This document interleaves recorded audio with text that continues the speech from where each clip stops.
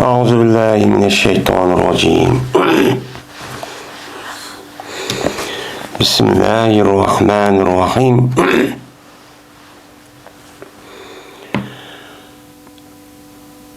باب الحاكم يحكم بالقتل على من وجب عليه دون الإمام الذي فوقه.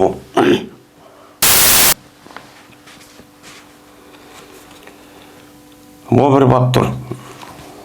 Hakim hüküm kılıdı, bu hakim öldü geldikçe anda bir kişinin üstündeki vacip oldu. Şu hüküm o kişinin üstüge, yani öldürüş şu kişinin üstüge vacip olan olsa o çağınızda hakim nem kılıdı, hüküm kılıdı. İmamınki, imamsız ki o hakimin üstü dedi. Yani hakimlik üstüdeki bir emir Ömer'a ya ki başlıkta ruhsat almazsınlar. Hakimin yüzü açıda öz yüzüge bir katillik, bir adam öldürüş beni aşağı değil olsa kelgen olsa o çağındaki yüzüde bu hakim onunki öldürülmez diye hüküm beralaydı. O yukarıdaki hakim, yukarıdaki amillarınki, yani hukuk tutkan kişilerinki ruhsat çok ketmeydi. Ketmeyle müştahının kılıdı, hüküm çok kılıdı dedi. Çünkü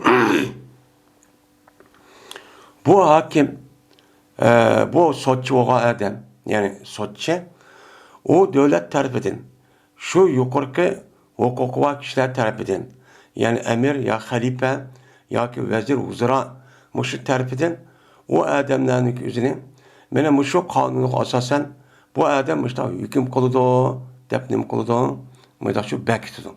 Bekletkendikin uçağın yüzüde her bir katillik vakası kelgen vaktinde onunki üstüge öldürüş degan hüküm kılıp kalgan olsa bunu yukarıki undaq bu nimeden padişahlardan yoki reis başkanlardan şu başlıklardan şundaq vezir huzuralardan onlardan yeni bir qatta onun ruhsat erişişi yok. Ruhsat erişim ketmeydi, hacet çok ketmeydi. Çünkü adam öldürüş degan o had. Had doğandikin bu hadninki üzerine İslami devlet kıldı. İslami devlet kan doğandikin şu İslami devlet o adamni soççanik üzerine men müştak hüküm kıldı hukukunu bergendikin yine her bir adamni öldürüş jarayonida öldürüş hüküm kalsa o çağda bu adamı kısas erişi öldürkenmiz dep kalsa onu kaydedin ruhsat eriş hacet çok ketmeydi o deydemdi. Endi bu gapni deyishda çünkü bu hudud Allah Teala berketken müştak nimeler var, hadlar çoba, icraat kanunları çoba. Şu icraatınki üzerine, emirleştiriş kanununki üzerine, o işteki üzerine asli İslami devletin işi. İslami devletteki üzerine kim idare kıladı onunki halifesi. Ya ki başlıkları müşrikim kılgan gap, onu idare kılgan gap. İdare kılan boğandikin bu idare adamların üzerine bütün halka vakaletten idare çok kılıdı. İdare kılandikin o bütün halkınki üzerindeki hak hukuk bulup mu yaşaş hukukunun üzerine ya şahsi bir adamın üzerine bunu o hükümçü kılamaydı. Şimdi o adamın üzerine o padişahın üzerine yukarıki katlamdaki kişilerin üzerine benim böyle başkurdu. Kanda kısa mene bu adamın üzerine ben onu makul deymen dep onun imkan ona makulçu değillik. Onda oğandaki cinayet ötküsü kalgan olsa o canın üzerine bu adam çok kılış gerek aslında. Lakin o kazinin üzerine, yani sotçının üzerine, bu devletin üzerine aşılık vakaleten belgendeyken, yani bir katillik vakası çıkan vaktinde, onu öldürüş kelgen vaktinde, hüküm çıkan vaktinde, onunki iki katı minap, aş yukarıki katlandığı kişiler, hukuktar, çoğun kişilerden, yani emir umara, bunda kişilerden sonrasında acı yok deydemdi. Enes radıyallahu ta'ala'nın rivayet kılındı. Şuna da ki cezmen Kays-ı Sa'd. Berti bu adam, yani berti Peygamberimiz sallallahu aleyhi ve sellem'ninki oldu da çok berti. Yani bu adam Peygamberimiz sallallahu aleyhi ve sellem'ninki Aldıda nima qildi? O berdi deydi. Yani kavmniki aldıda. Men Peygamber sen bir yer mağsa onunki aldıda berip işini açtaq mındaqçı qilib, men mustaqçı nima qildi? O işini çok qildi.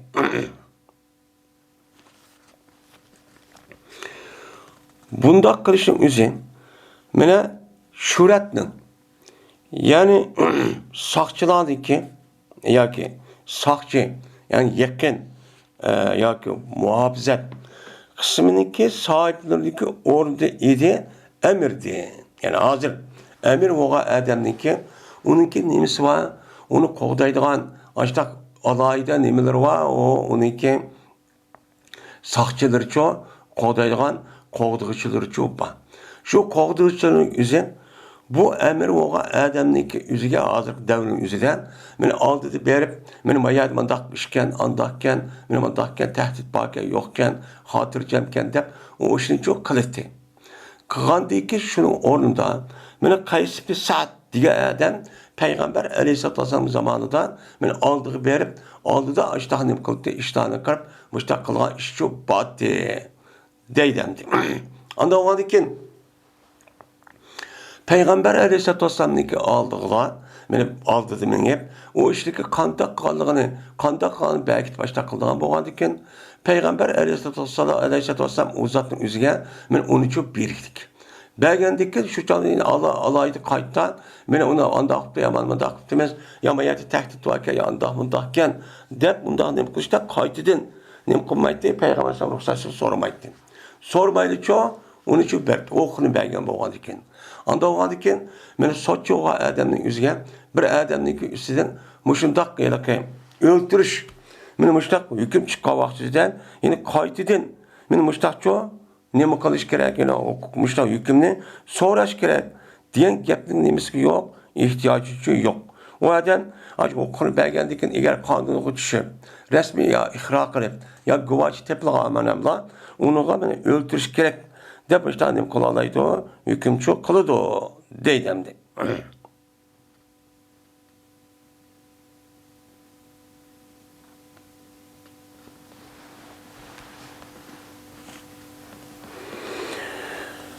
Hem de bu şerat. Mayadamda şurat deydi o.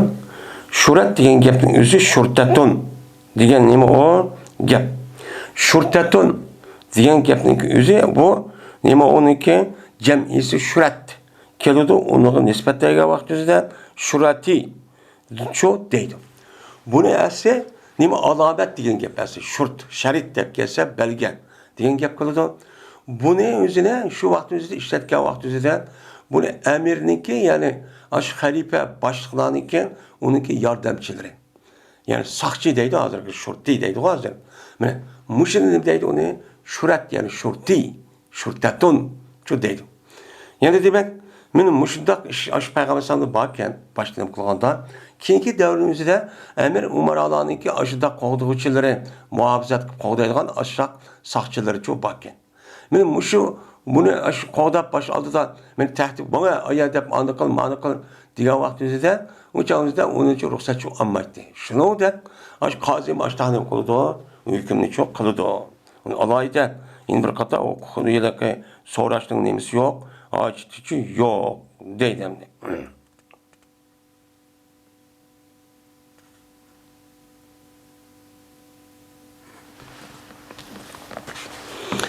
Hem bu şu qo'g'dichi bo'lgan shu chaqsaqchining o'zini shurtatun shurati deyishi, chunki ular shu amir umarani qo'g'daydigan alayda başqalardan meni farq qilib turadigan bir xil qiyofatni yuradigan gapkan.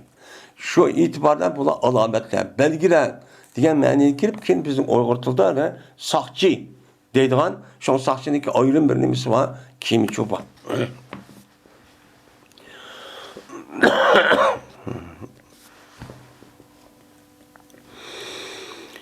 Ebu Musa radıyallahu ta'ala rivayet kılınıdı. Şuna depki cezmen Peygamberimiz sallallahu aleyhi ve sellem evetken idi Peygamber aleyhissalatu vesselam Ebu Musa'nın ve ergeçtigen idi Peygamber aleyhissalatu vesselam şu Ebu Musa'nın muazığını mukağın ergeçtigen. Muaz'ı nima qildi? Ergashtirdi. Muaz'ni boshda Yamanga vali qildi. Undan keyin Abu Musa roziyallohu taolo uni boshqa bir yerga, ya uni o'rniga boshqa nimaga boshqa bir ishga nima qozi quzatliqmi? Shuning uchun nima qildi? Uniga tayinladi. Tayinlagandiki shu vaqt o'zida, ya'ni shu nima qildi? O'sha kelgan vaqtda bir yer ushqishib qoldi.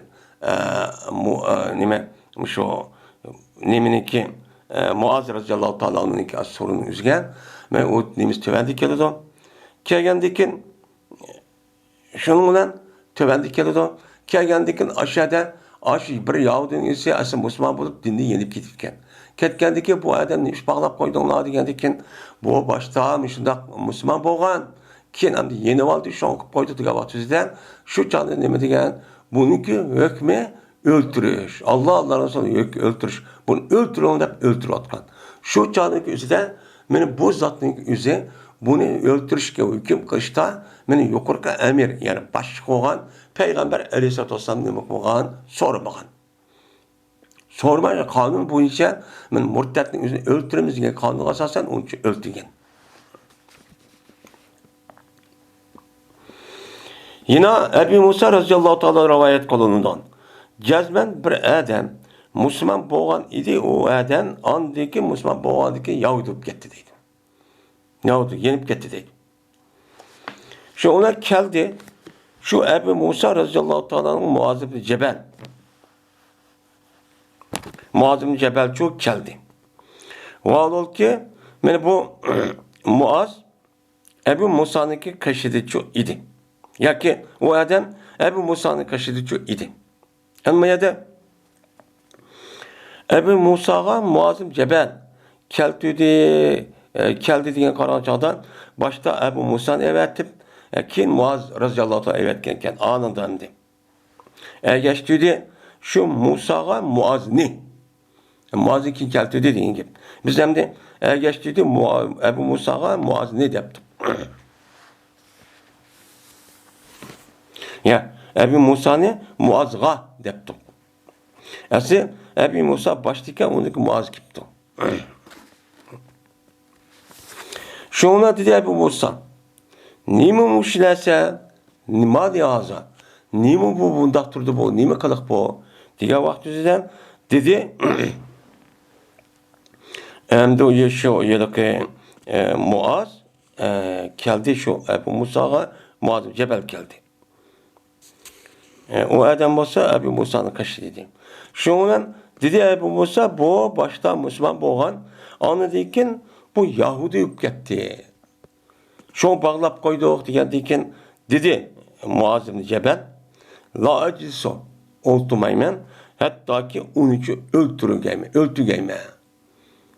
Andaki miyadesinin sorunu olturma alda bunu öldürüvetip, ma cezanın yüzünü icra etip, andaki nim kılman, işine kılman dep. Yani bu, benim muşuddak kırış, İslam dinine kirip, ya ki Müslüman, İslam dinini yenip ketken bolsa, onu apırıp nim kılımız onu öldürürüz. Yani bu Allah Resulü'nün nemisi hükmü. Dep müştakçı diken. Onda olan diken, yani maidisi koyamdı. Biraz kıska.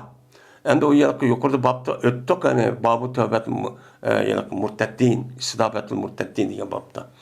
O yerde onda bir adam açtak olan olsa, uçağınızda bir yerde şundan öldürürüz mü? Ya ki olmaydı onuğa, mesela terbiyelep, bir kaç gün, onuğa hizmet işlep, onunki nimişin boğanlığı olan olsa, onunki kallısı güman, şek binazkerahini yokkan derecede, işte adam eveti bunu el kılgan gibi. Onu olsa, andaki öldürgen gibi. Maya demde kıska. Yani demek, şu vaktimizde Muaz ibn Cebel nima qilibdi? Men buniki hukmi o'ltirish. Anda o'g'andiki o'ltirsam o'ltirman, bo'lmasa o'ltirmayman debdi. Men bu yerning o'zida Abu Musa roziyallohu taolani hech qanday vaqtimizda bu nima qilmabdi meni payg'ambarimiz bir so'ray demabdi. Chunki qonunchi boshqa. Qonun boshqa bo'lgandan keyin Qur'onniki o'zi ham payg'ambar sallallohu alayhi vasallam hadis sunnatning o'zi Qur'on sharisi. Unda bo'lgandan keyin bu qonun manbai bo'lgandan keyin shunga qarata ijro qilingan gap. Qo'li oldi tutilsa shu qilibni kelmisi. Qilib tutsa bo'ladi, bo'lmasa shu bo'lmaydigan gap. Unda bo'lgandan keyin har bir odam o'zidan bir nima qilish, o ruxsat so'rab boshliqning o'zidan unda cho'q ochib ketmaydi deydi.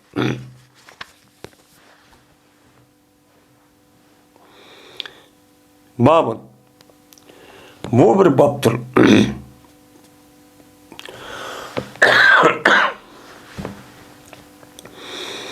Aya hüküm kılamdı o hakim.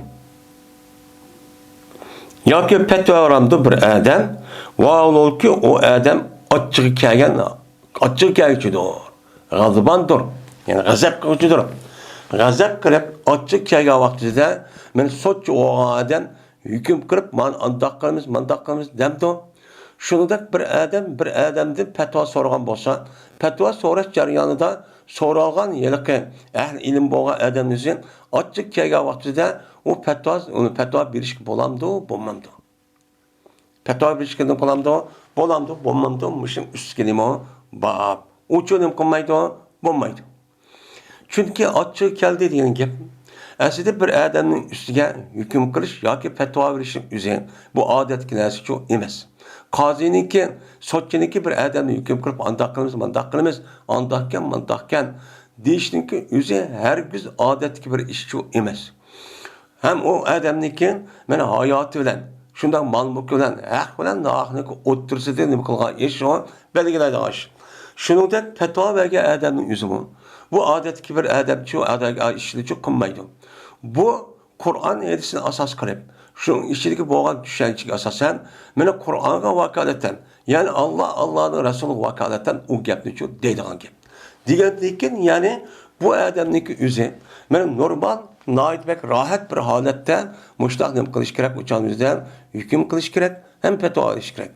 Agar undaq qilmay, ochiq kirib bir ishlar noyatbek jiddiylashib bundaq qolgan vaqtida chunki ochiq keldi degan gapni o'zi odamniki ishga badanning ichidagi qonning o'zi rasmiy qiziq harakatga, jiddiy harakatga o'tib, shuna bu farq aylanib, u chog'da mana u odamniki ishlaydigan miyasining o'zida, ya'ni aqlning o'zida bu tus oladi. Tus olgandiki bu yerda uniki qandoq emas ekan u odam uqolmaydi. Uqolmay xato meni hukm qilib, xato fatvo berib qo'yishi mumkin. Uning uchun islom dinimizda har qanday bir sotchi, ya'ni mahkama ishlaydigan bu sotchi yoki umaydi fatvo beradigan odam jazman u odamning o'zining rohat, farohat, uning hech qanday bir narsa bo'lmagan holatda ozoda turib, bunda bir nima qilish kerak? So'g'oq qonliq bilan, mana noit hilm salmoq bilan hukmchi ham fatvo berishi kerak.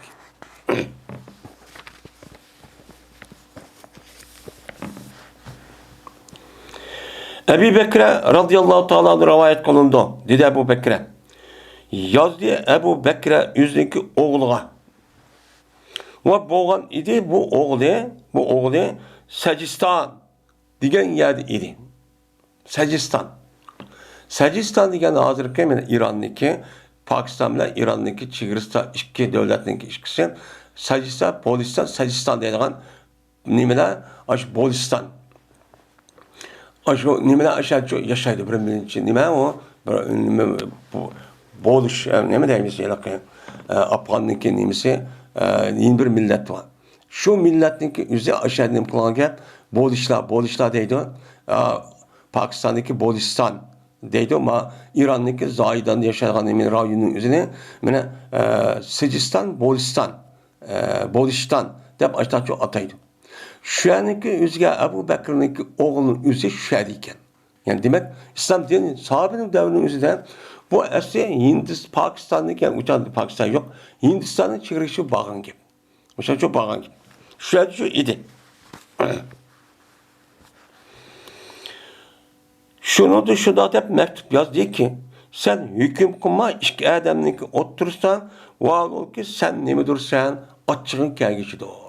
Açık kelgan vaqtida nayt konu bir aram bo'lgan vaqtida, g'ash bo'lgan vaqtida, mana tit bo'lgan vaqtida unda bir odamning ustidan mabinasi antoqqan yomandaq qildi deb hukm degan narsa uchun qilma.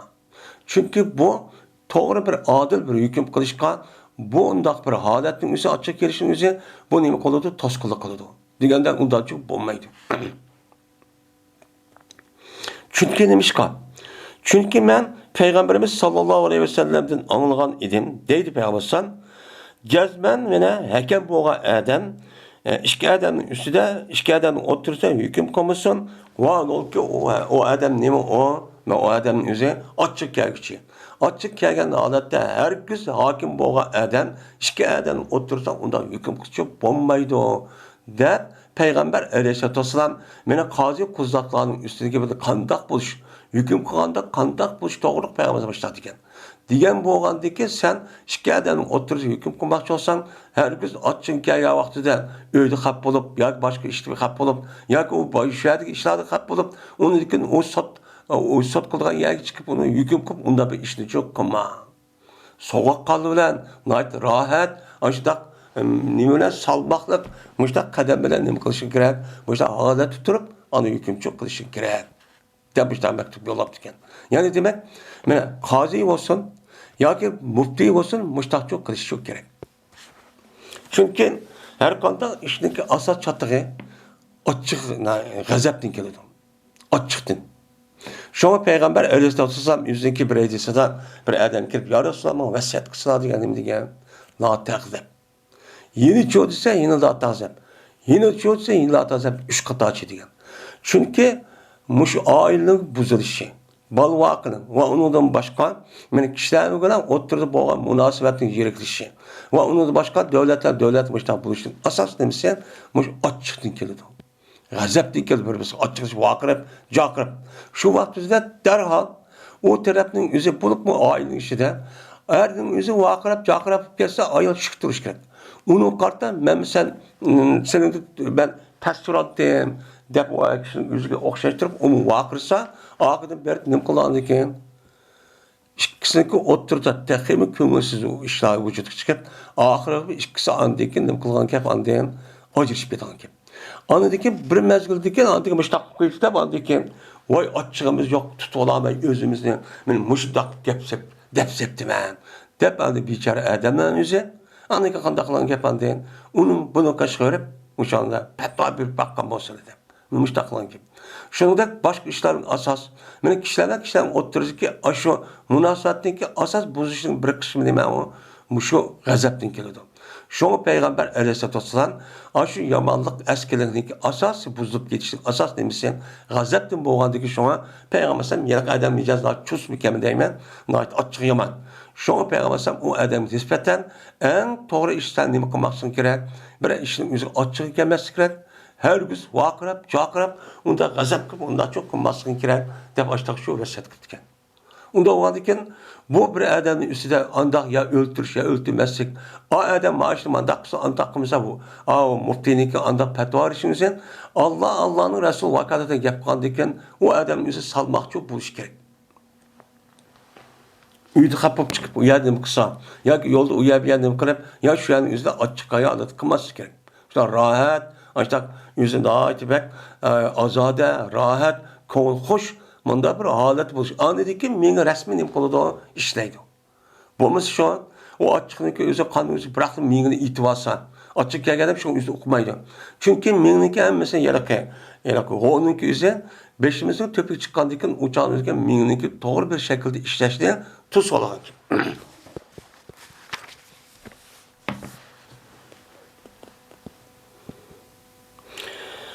Ebi Mesud Ensari radıyallahu ta'ala rivayet kılınıyor. Dedi Ebi Mesud, geldi bir adam Peygamberimiz sallallahu aleyhi ve sellem'e karşı çok gelip dedi ki, ya Resulullah, cezmen men kasem Allah'ı ki her aynı kişik pepti men, bamdat namazını çok kişik pepti ben. Bamdat namazı ki cavaatge ülgüram yaptı ben. Neyse, dedi. Neymiş kalsa? Mene palan adamniki cehdideki o palan adam anda bir adamı katardıyken uzun koludu o namazın işideki kıraatini. Namaz okudu ben imam oldum dep taz uzun okup men açtak çok koludu. Men muştin sevaptım ben o namazı kişikip yani çıkmadım depti. Yani kişiktirdim diyen gep yani cemaat nasıl mescid namaz mescid okuludu. Bunu kişiktirvattım. Ama bek namazı uzun okup ketgendeyken mening işim var yoki men uni chidab turamayman. Shu mushtaq qilaman debdi. Degandeyken endi dedi Ebu Mesud el-Sari Kömüdüm men Peygamberimiz sallallahu aleyhi ve sellemni her güz en qattiq men g'azab qilish jihatda meni bir va'zidinki o Peygamber sallamdan idi şu kunda. Şu kundimi o'ta bir bak qattiq ochiq kelgani uchun men kömüdüm deydi Peygamber sallam. Nayt ochiq ketdi deydi. G'azab ketdi deydi. Zan nimiş çıkmaysan, bu adam nimiş undaq imam bu adam müştaq okuydu. Dep andayken imamı pek açık gelip, andaki dedi Peygamber, hey adamlar, cezben size mene munappirun, dinin ahkamını icra kırıştın, İslam dininin kişilerinin nefretlerdir, zirh duradı kendisine, dedi. Neppere ürkütün kendisine, diyen gibi. Müştaq vadı kendisine. Onda o andiken feyyukum masallah bin nas bel yuciz. Fel yuciz. Seninki kaysınlar, mena anda bir mesik okuydu o adam, onu adamlarla. Madem isim mevsun. Adamlarla birle okuyan neslinki üzerine o adam kandak son fel yuciz. Kıska okusun. Kıska okusun diyen gapni üzerine herkes rukun erkanın üzerine bundan emas. Kıraatninki üzerine normal haretemdi. Namazı kıskatıp ama rukun diyen doğru oldu. Mesela 100-200 ayet okuduğu yerge 15-20 ayet. Ya ki en töven neymi o? Mesela 3 ayet İmam Azam'ınki nezide. Ya ki uzun boğan bir ayet okusa o çalınırken namazın içindeki perzin üzerine boludu, vacibin üzerine ada tapıdı. Minmişler çoğu kısın. Neymiş ki? Çünkü o namaz okatkan adamların içinde yeş çoğun kalgan, şunundaki mene aciz ve hacetmen çoğu hacetin ilgisi olan adam var. Yeş çoğun kalgan dikin o adam bir ayet okup ayet bir varak, iki varak, 100, ya iki söre, bir söre okatsa o adam o yerde turalamda turamaydı. Hem aciz. Ama kayri olmuşsa mı beden aciz.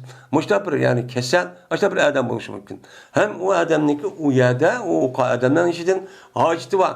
Namaz okup oğandikin derhal o vaktin üzerinde menen bolusul jığılğa vakit, ya et yaz vakit, ya yaz vakit, ya küzü vakit. Benim müşuddak bir mühim bir vakit. O çağımızda o adamın üzerinde şu ibadeti kılışı bilen birle ciddi işte kılması çok bulmaydığı gibi.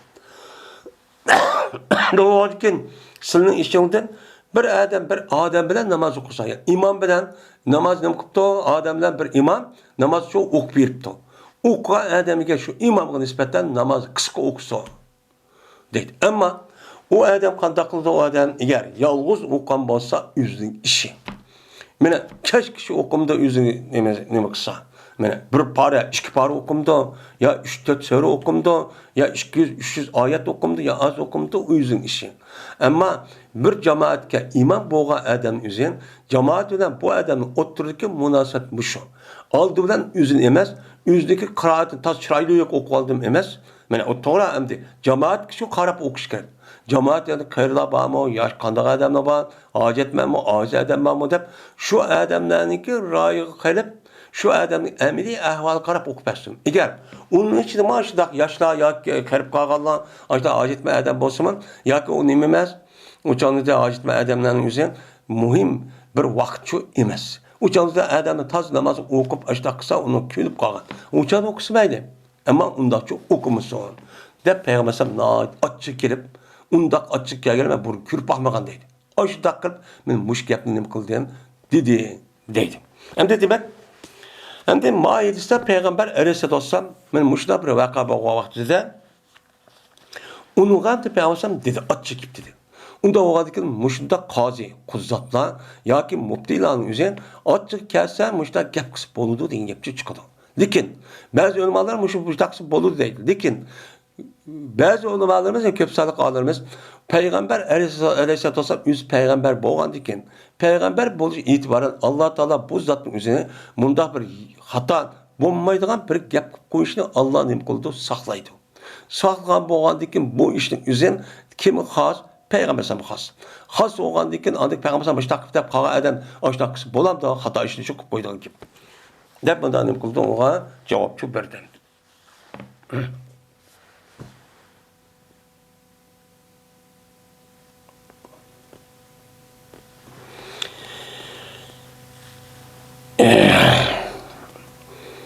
Dedi Yunus. Yani dedi Muhammed, haber verdi bana Salim. Şundan dep ki cezben Abdullah ibn Ömer radıyallahu ta'ala'nın haber verdi Abdullah. Şu Salim'a şundan dep ki cezben bu Abdullah kuvvetken idi. Yüzü ayalını o ayal haiz idi. Haiz vaktin üzde bu ayalının kayıtıp da kuvvetip da. Adet köyge vaktida. Nim kayıtıp da kuvvetip da.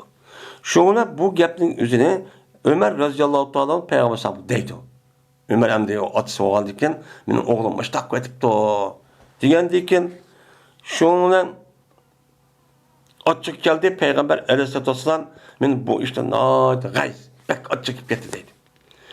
Gitip andikin dedi ki, liyuraci aha, cezmen bu Abdullah ibn Ömer şu ayağından yenişsin. Yeniş ve derhal yeniş vasın. Ben talak reci bu. Derhal yeniş vasın. Çıkırmayın son. Anındikin yeniş vagan deyken bu Abdullah o ayağını üydüşü tutsun. Tutkan deyken hez tügen dağın anındikin pakiz oldu. Adet ednemiden adetli çok çıkıdı. Çıkan deyken andaki yine konu da yine bu Abdullah hiç kadar işkımay anındikin yine adet gördü. Yine adet görgendiyken, adet tügendiyken, işki adet deyken andaki pakiz oldu. Uçaktan değil. Şu iş boğan deyken, biraz o ayağından kalmış ama uğraşıp benim micaz girişmeyi meştak bozsa uçak iniklandı. Uçak ne bana da iniklandı. Eğer unda bombay, hem de adet kürp kağavatsızdan, mene bu işkisi oturursa mesela eğer kişideki yo, açtak hissiyat neyimiz boğan deyken, ya şu itibarıyla oldu mu? Şu itibarı oldu mu? Şu olan şu işler olmayı anladıkken ne okup gitti mi? Bunu okul olmaydı. Eğer şu tarafta boğan olsa, işte açtakkan diken uçağı sakıyıp onu kalması uçağı sakıyıp kalırdı. Eğer yine onundaki mi yine o bir mesela bir iş karışık iş bir yer yıkandaş kalmışsa anladıkken yine açtak micaz gelişmeyi vakırışıp yaklaşıksa bu iş aslında micaz gelişmeydi ki. Deyimiz uçağımızda anladıkken ne deydi peygamber? Eğer şu Abdullah'a o ayağını talak kırış işi aşkar olsa. Ben talak atsam bomba da bilmeyeceğim. Ki Şamay kemir. Diyen olsa uçağınızda bu Abdullah onu katsın. Talak çok katsın. Talak diyen muşvak buldu. O açık geldiğinde vakrap, cakrap ondan çok kısa bombaydı o değil. Benim muşundak talakın üzerine. Muşundak öyle barimiz yani. Muşunda adette ayağının üzü adet köygen adetlik üzüden ya ki bir töhrününki nime töhrünü bu pakiz oğa vaxtizden şu işkisi yakıldığa çıktı. Men muşu vaktimizde bir adam ayağının talak kuvvetinin üzüden talak bid'at haram talakını çok kanbaladı. Peygamber'den Abdullah'ın ki üzerinden benim adet köyge vaxtizde müştak kuvvet edip açık getken diken Peygamber Aleyhisselatü Vesselam'ın açığının ki gelişi muşuda haram hata iş olan olsa andikin çok açık geldi. Yani demek bu ne degen yapıldı? Talakı bid'i olup bu haram talak çok buldu. Bu mu bu hem ne oldu bu? Yine talak geldi. Yine bu gelgen gap o talağın bir talak olan gap. Ama o adamın üzerine bir iş kablosu yeni bir nimiz var hakkı var. Uçağınızda talak reci. Ama 2 ya 3, 4 ya 1000 talak, 10 bin talak katkan olsa uçağınızda bu ne olur ya 300 katım olan olsa o ne? 300 katım katı yenişme açık yok. Ama talak bunu verdi. Uçağınızda günah kebir bu adam çok kamp oldu. Mesela çok olan gibi. Hem de bu ayetin üzerinde Peygamber Sam adet köyge vaktinde ayağının üzerine anlık onu yeniş olan gibi. Yeniş kan dikin adetin çıkıdı. Çıkardık şu vakit kalısı boludu. Onu kılmayı tehe ay 21 kata adet görüp andaki talaksın deydi. Bunda çok deydi bayitimizde. Lakin ülmanımızda şu talakımızda açtak boğan bolsa, talak vatkan bolsa, onun kartta onu kadar kılsa müştak kılıdı o deydi. Yani aşırı çok mu? Matala ötüyatip andaki 21 adet gördü, ondaki tüygendeki andiken. Uptan ne kullanmışsınız? Yaxşı ötəmsiz, ya kanda olur. Ya açık kirişip kalmasan, açık bu kalması kirişip kalmasan yeniş olan gap. Andaki ayarlanan işkisine yaxşı ödülen gap deydi. Mene bu talak-ı sün'i. Mene bu nima o? Talak sün'i deyimiz. Açık kısa. Mene talakın yüzü iki kıl. Talak-ı bid'i ve talak-ı nime sün'i deydi. Sünni diye Peygamber yol koygan. Qur'oni Karimda Alloh taolo at-talaqu marratan degandan keyin bir odamniki ayolni qo'yib etishniki haqqi qancha? 2. İki qator işte talaq atgan bo'lsa, o'changizda bu odamning o'zidagi ayolga yeni söyleshning haqqi bor. Dedi. Bunu nim qildi uni? Alloh taolo dedi. Degandiki payg'ambar alayhisolatu vasallam andiki bu talaq qilishniki shaklini deb berdi. U talaq qanday vaqtda bo'ldi? Ya'ni siz o ayol bilan odat ko'rmagan, mana ham o ayolning o'zi pak odati bo'lsin, jinsiy munosabat o'tkazmagan bir paklikning ichida bo'ladi. Bu payg'ambar ko'rsatgan yo'l meni bu shu. Buning deymiz uni talaq sunniy deymiz.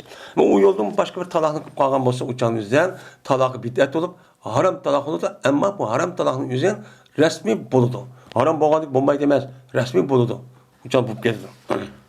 Eğer mana bu talaq bid'i.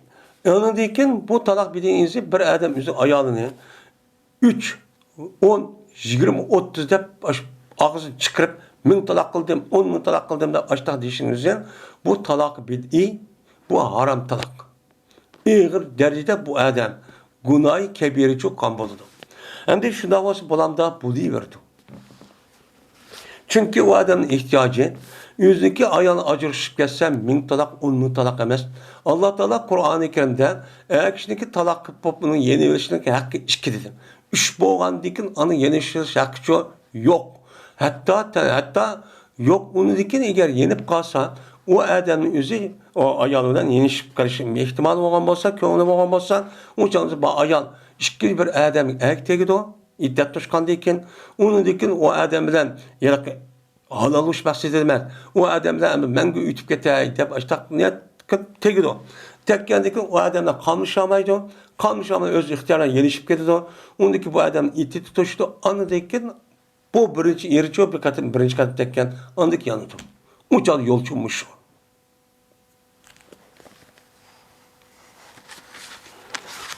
Beni bunu Peygamber Sallallahu çok göstergen.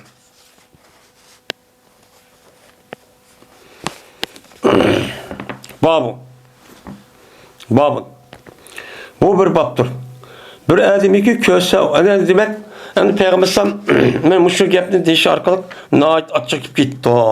Açık ketken canın üzerinde men muşta işini çıkıptı. Ama İslam dinimizge aşındak muşundak yelke hatta bir günahdak işini açık falan olsa ama o kazinin yüzü onda açık işi iş olgan olsa ama hükümlü demez. Yüzü tutuvagdak mundak adamlar olgan olsa o canınızda bundak şu bolu deydi. Yani bu Peygamber Sallallahu rivayet kayızışken.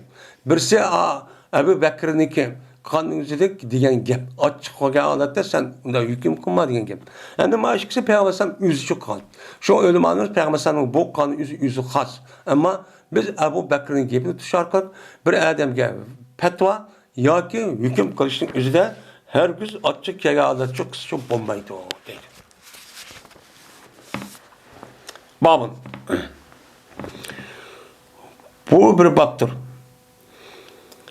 Bir adam ki köydü o adam kazi için yani köydü diyenden yani doğru dep çok konuda köydü deyin gibi. Durus oldu da dep köydü kimge kaziga. Nimini? Şu ki hüküm koy o kazi yüzdeki ilmi bilen yüzü bilgen yüzdeki ilmi asasen, malumat asasen insanların nimisi de yani işi da. İnsanların işi de o adamın nimisi vakit kazinin ilmi vakit. Yani insanlar ben yaşavatkan insanlar manda kıldı adette depto. Ya dinde müştahtatı ne kıldı? Bunu müştahtçı depto. Diş artık şununla bir adam aşağıya dava kılışıp gelgen olsa şunun asasen bana hüküm kısıcı boludu dep qaraydigan nimemiz var? Müştehit alimlerimiz çok bad idi. Müştehit alimlerimiz var. Endi buniki şart qavun. Buniki şartı mene. Özü normal adette bu vatka işinin özü şu.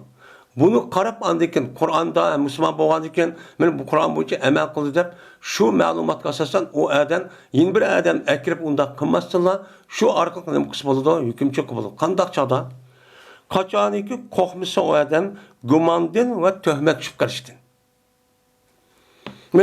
Men hozir shu mesela hozir hindini gapini deydi. Degandiki madem bir adam ya kelib qolgan bo'lsa o'chamizdan yeni bir adam bo'lish kerak. Asli hukm ham yani iki tarafın oturup petva veriş yoki bir işlemesizden ikili taraf bo'lishi kerak. Ama unda olmay bir taraf kirib, "Men mushtaq degan bo'lsa, u changidan bu tarafning gapini elib, shu adam normalda mushtaq bo'lsa, u qanday hukm qilindi u odamlarga, shuni qarta u qozining o'zi nima qilsa bo'ladi, hukm qilsa bo'ladi" deb qaraydigan insonlar ko'p bor. U ish qavi qachonki gumon chiqib qolsa, "Boshliqsa mandaqmidi, andaqmidi" deb deydigan ish ko'p bo'lmasa hukm qiladi. Ammo töhmet yoki gumoni ish olgan bo'lsa, u chog'da rost mushu adam mushtaq deyotdi yo, mushu adam u inbirsa akirib deb baqay, so'rab baqara, buning uchun yolg'on gap qotamdi yoki unda deydigan bo'lsa, u chog'ning o'zida bu ishning o'zida unda hukm qilish uchun bo'lmaydi. Men bildim, mana matata hukm qilish bo'lmaydi. U chog' ikkili tarafni akirib, o yerda to'xtatib, unda nima qilgan gap, hukm cho'qilgan gap. Mana bir şey. Vazalike izâ kâne emre meşhûren degan ma'noni qildim. Ya'ni qoziniki shundaq ma'lumotga asosan ajdaq kishining ishlaridan, ajdaq hukm qilishing qachoniki bo'lsa u ishning o'zi musulmonlarning o'tirib mashhur ish ekan. Mashhur ish bo'lgandan keyin uni qildigan ish ekan, undan mashhur bo'lgandan keyin uniki aksi qilishni bir odam da'vo qilib ketdi. Qon bo'lsa shu mashhur ish asosan u musulmon bo'lgan bo'lsa ish qildi deb ashta hukmchi qisib bo'ladi deb nima qiladi, qaraydi. Mesela qandaqki dedi men Peygamberimiz sallallohu alayhi vasallam Hind ibn Utba. Hind degan ayolga nima dedi? Shu ayolning o'zi mana shu Makka fatih qavaqti o'zida bu Hind degan ayolning o'zi Payg'ambar keldi. Men musulmon bo'lsam Payg'ambar keşke bu ayol dediki, "Mana Abu Sufyan bak pis bir adam. Bunu bermey dedi. Bak kim? Mana bu meniki o'zimga va bolalarga yetkizib pulni nima qilamayman. Buni qandoq qilaman ya Rasululloh? Mushta oson bo'lamdi o'qimagan vaqtingizda degan vaqtingizda Payg'ambar dediki, "Xuzi ma yakfiki va waladiki bil ma'ruf." U chog'da siz ilm sizga yetkizdik. Bolalaringiz uchun sizning bolalaringizga yetkizdik. Shuni olasiz, ammo olgan narsa nima bo'ladi? Ma'ruf bilan bo'ladi. Qav ma'ruf degan sizniki nima ehtiyojingiz bo'lsa, bolangizniki nima ehtiyoji bo'lgan bo'lsa, shunchalik qilasiz. Bu ma'ruf urf odat bo'layotgan er ayollar ish bu. Mushchilik qilasiz. Mushundaq muchalingizda eringizni ruxsatsizlar, men mushtaq olsangiz nima? Mana xabarsizlar, ishlatib mushtaqsiz diniy tarafdan çok gunoh olmaydi. Chunki nima ishqal? Çünkü o adamın özü o ayalını ağandıkken hem onunki balsı ağandıkken bu işkisiki bekişniki mecburiyeti erinin üstüge. Erinin üstüge Allah buyurgandıkken o adam belgin olmagandıkken kolu batırık olan. Yok olsa bir gap. Batırık pişiklik başta vermegen bolsan o canında bu hata işlik koydu. Hata işlik koygandıkken o itibaren onu yani üzdeki hakkını erişin üzü nime doğru. O erişinin özü de bana ilim okumadı dep, apırıp onu cihın everip, andaki ayalların aşta işlerine ait hatar var mı? Bu ayal erninki özü belgen pulun üzerine kısıp apırıp, ya ki işte okutmayı apırıp pul yığılan. Böyle bu yüzünün özü, şu terakki kılan çoğun şehrin özü de umulmuş er ayalın otursadan, bulup mu, muşundak devrinin özü de ait iğir bir iş. İğir neme iş? Böyle eğer ma'ruf işten yani normal yetkidek işten nemedin çıkarak ipqalsa bu dursemez. Ama şu adam şu ayalınki nimisiga oğlu balvarı qilgan nima ishga lazım? Shunchalik alıdı. Ama bunun xuddi İslam dinimiz durust deydi deb apirib jihn elib, ondan keyin uni tasbih ishlatib yoki suqvelib, o'cha pul yig'ib, mana mundaqqan bo'lsa bu ig'ir darajada mana gunoh. Bu ma'ruf degan gap. Ya'ni shu urf odatda o urf odatda sizga nima lazım? Shu qancha pul yetadi? Ana bolangiz nima olmoqchi? Shu narsaning o'zida urf odatda qancha pul ketadi? Şunu nima qilasiz? Olasiz dedi. Endi Peygamber Aleyhisselatü Vesselam bu Hindiga men urf odatda Peygamber o'zining biladigan bir ma'lumot bor. U qavm erning o'zi ayolni olsa, balasi olsa uni beqish kerak degan ma'lumot bor. Ma'lumot bo'lgandan bu ayolning o'zi ashta so'rab kelgandan keyin payg'ambar alayhisalom nima deb hukm qildi? Iling, ma'ruf ishlar osingiz bo'ladi deb nima qildi? Hukm qildi. Buni qozi bo'lganda adam ashta ma'lumot bo'lgan bo'lsa, ras nimasi ira ashta piski bag'ilmaydi, qo'li erkida batirib bag'ilmaydi degan bo'lsa, u jonning ashta hukm qilsa nima u? Durust deydi. Ammo buniki unda ekanligini bilmaydi. Yoki unda adam uchun emas masalan normalda. Unda olsa adamning o'zi ayol yapal vaqtni o'zi davo qilib kelgan vaqtida o'chanizda gumon bir mas'ul qolgan bo'lsa darhol adamni kishi yetib akib deydigan gap. Siz bolangiz qanday qilyapsiz deb. Ayolingiz mushtaq qilyapsiz, qanday qilyapsiz deb deydigan gap. Va bu ish shadidiki, o'shunda o'ziniki xalq o'tirisidagi ma'lumotga asosan ashta hukm qilish o'zi qachoniki bo'lsa o ish amr mashhur bo'lsa. Xalq o'tirib mashhur bir ish bo'lsa, masalan, erninki ayoliniki balvoqini boqadigan nafaqasi, raqsutning hammasi qilib berdi deydigandek. Bunda ish bo'lsa, shuni qarab andiki uni aksini qilib da'vo qilib qolsa, ashta hukm qilish durust bo'ladi deydi.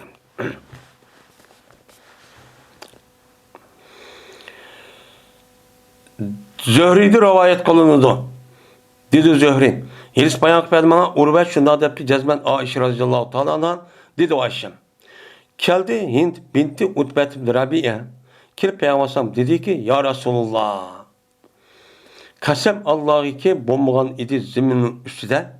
Mana eng nima bir zaminning ustida men chetirniki ahliki o ahlining o'zi suyimli kerak menga shunidiki qarog'ay ula nimidan seninki mana chetirniki ahlilardan." Endi ularning o'zi chetirning ahli degani Quraysh qabilani demak, chetirisi chunki ularniki hayoti chetirlar yashaydi. Chetirlar yashagan bo'lgandan keyin mana bu hindi kirib deydi.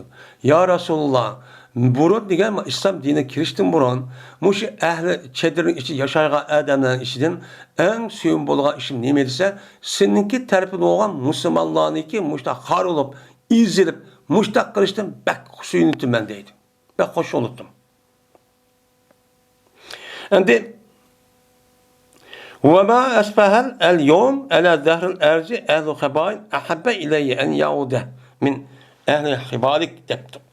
Endi yürülmedi deydi bugün günde zeminin üstüde bir çedir ehli suyumlu gerek bana şunundaki izzetli olay o kişi ne deyin senin çedir ehlindir. Seninki ergeçken adamların üzerinde Kureyş kabilesi olan Mekke rayonunun üzerindeki kişilerin üzerinde en suyumlik, en uluk kişinin üzerinde hadiren uluk olsa, izzetli olsa degen gapning üzerinde meninki ko'nglimga mush kişilerin üzerinde bek uluk olsa iken, izzetli olsa iken degen ma'alatçı yelip ketdi deydi. Meni bu asli iman degen muşu. İman degen nima? Muşu. Şu vaqtning o'zida mana insonlarning o'zi kafir bo'lsa, rasmiy kafirlik maydonida turdi.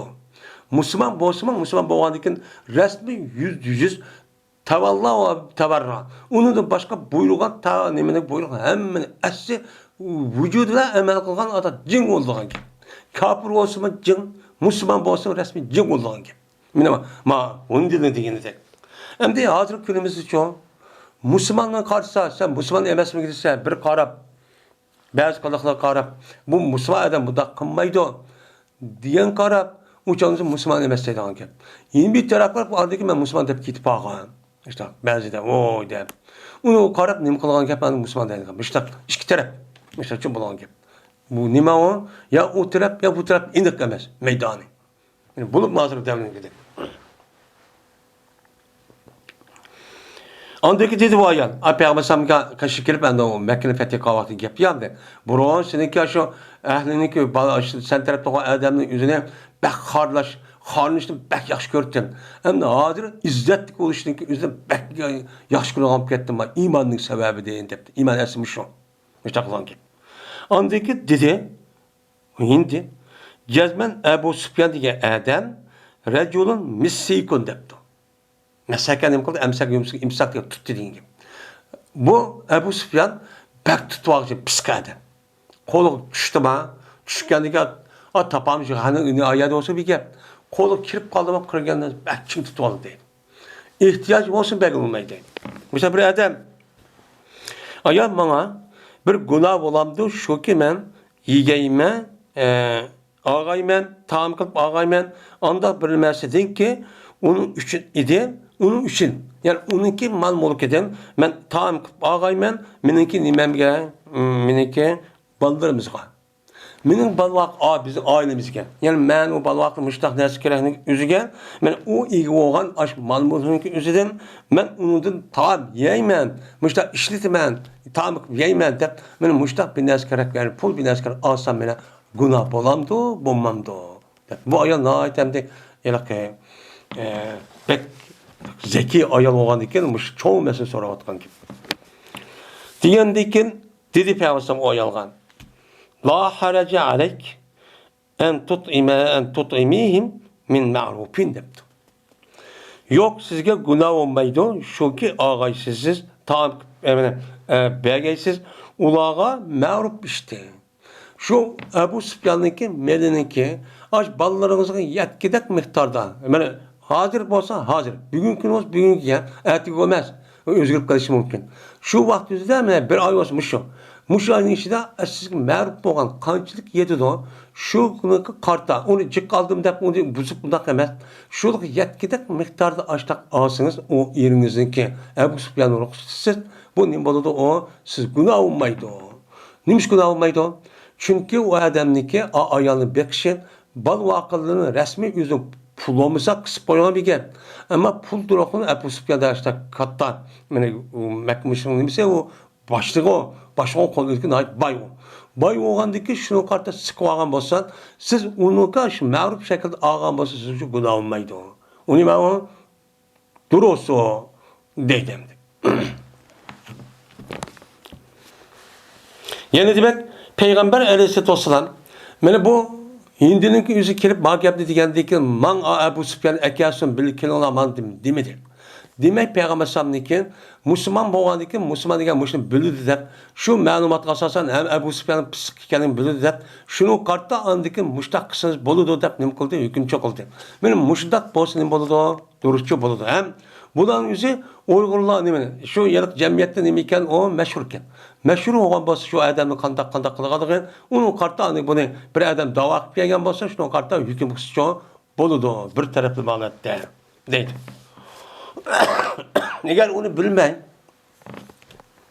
sen hatırı gerek, mesela nim bolğan bolsa iki taraf olmaydı qalacak. Mesela guman, mesela binası olğan bolsa, tepkege adamımız hatanı qalğan, mesela bir gumani bir narsa olğan bolsa, uçanızda bu adam qanday qılın gap, onda qıl bundan hükümet iki taraf akirip andaki anıqıl mantaqlı bir şey gibi anlap, resmi qanday ekanini o'qib, andaki nim qıldı hüküm çoqıldı. Babu şehadetin elal hattil mehtumin ve ma yecuzu min zalike ve ma yaziku aleyhim ve kitabil hakimi ila amilihi vel kazi ilal kazi deyip. Min bu guvalığının ki durust buluştaki babudur hatti mehtumga. Bir hat ki mektup ki nimiken o mena peçetlikken, imza kılıklıkken. İmza kılıp mühürünü müştak nemi kısıktı o ne? Besipti. Baskan bolsa şunun karttan bir adamniki aş gibi şu dese uçağınızdan qazi oğa adamın yüzü bu nemi kılıdı o ne? Kubul kılamdı, kandak kılıdı. Yani bir rayondaki bir mahalle, bir vilayetteki bir qazi varken o qazinin yüzü yeni bir yerdeki bir nemigen bir kağızın için evetipti. Evetken vaktiden ma adamın yüzü, benim muşu adamın yüzü, muşu kağız, muşu mühüresip, mahtum degen geçim, mühüresip, yani tam urup, ben peçetlep evetipti. Evetkendeki bu qazinin yüzü, benim bu gepniki yüzüge, bu guvalıqını asas kılamdı, kılmamdı. Ben onu guvalık gerek zaten, mahvettik o, imza şu adamniki. Hem hazır okup gettik o, burunki devrimizde internet bine yoxuna, 100 yıl, 1000 yıl, 5-6 yıl aldığı gep hem de. Ben muşdak olmasa alaq bilesi yok. Açlık imzasını kim iken bildiken. Bilgen bolsa uçağınızda bununki üzerine kubul kırıp aç qazini degan gibi asasen o mesela aç qazini kim degan gibi asasen muş qazi yaşavatqa yerdeki insanın bir hüküm evetipti. Evetkendeki şunu resmi doğru dep açta hüküm kılamdı onu qanday kılıdı. O anda bilemezsin ki babiki dürüst oldu onu sen şu guvalık berişinki doğrusudan kanda anası dürüst. Yani şu bir adam benim bir qaziga işte gap evetken bolsa, u canlıda kandak gapning üzün nima o dürüst kabul qilishga bo'ladi. Va ma yaziqu alayhim. Va anda bilmezki tar bo'ladi u narsa ularga. Ya'ni ashtaq adamlar ashta bir maktub bilan ko'rdi, evet deb. Men ashtaqqa bo'lsa, men ularga men kandak narsa, kandak maktub dursa emas. Mushun ustiga nima o bab deydi. Endi bu babda 3 mesele to'xtaldi. Birisi qozinin köse bir yerdeki qozi bir yerga mushundaq mühür yesip mana sizniki ma'nodagi falon odamniki mayadagi adam haqqi ekan un eppa ya turmushda andaq qildi mundaq deb evatibdi. Evatgan bo'lsa shu maktubning o'zida mana qandaq bo'lsa uni qabul qilib ashtaq qilamiz. Balkim aşağıdaki boqchi u davrimizdan biz aylantirib bir yolg'on boshqa qotishi ehtimoli bor. İhtimal olgan ekan, uçanızda bunuğa bir adamın üzerine guvalık ekelimiz mi? Ya ki ekelip onu ekelimiz mi? Ya şüphetim açtak gumançı, açtakça hüküm kılımız mı? Diğerlerinin üzerinde bir kep. Onda bunun içinde kandak vaktinizden bir adamın guvaçı olup, ya guvaçı bulmasa açtak hüküm kılımız, bununki boluduğun ve bulmaydıgan, tarihduğun terbiyeçi kanun. Bu bir. İkincisi, ve kitabın hakimi ile amilhi. Ve hakim boğan sotçeniki mektubi yüzdeki amilga. Bunu üstlük baktır. Yani sotçu olan adam kandakta yüzdeki bir işçi, yani kol az işleyen uyabiyen bir adam evet tuttu. Evet ki vaktinde bu adamın gipinin üzerine aşağı guvakınınki asas kılımız mı? Kılmayımız mı? O amilin üzeri meniki nememti bu soçu adamdı meniki başlığım. Onda o zaman evet tuttu deyip açalım üzeri şunu bu için emel kılamdı. Ya ki o men guvalık erişkirer mi ya kılmaz kirer mi? Bu iki. Üçüncüsü vel kazi ilal kazi. Hem de bir yanındaki kazisi yeni bir yani kazisiga bir mektup yollaptı. Yollaş arka o yerde nime depti on seniki aşağı turvatkan palan adamın üzerine benim mayat adamı ya öldürdü ya bir işgal man ev aldı ya güvenesi ippa depti ya tut depti. Diyen bolsa uçanıda bu kazi olan adam aş adamınki mektubun üzerine kandakçal kupul kıldı. Ya ki şu mehir nibus bolamdı ya ki vaz şu keçikirahmın ya ki yüzü bilgendeki imza binası olsa şu bu hüküm kılamdı kandak kıldı. Muşun üstüne mi bak. Aslında bu bizim okulumuz hazır bu İslami devletninki benim şu adliye sahasındaki benim şu işlerini kandak bir taraf kılıştı nime bu iş yaptı. Hazır bizim ki ayrım hazır ondan devletimiz bulmağındaki şahsi olanken o iş hazır yok. Bu hazır devrede mağgapçı yok. Hazır telefon var, internet hem nime asan. Hem şunu da hem nasıl asal şüpheli evet aşım asal şüphetti.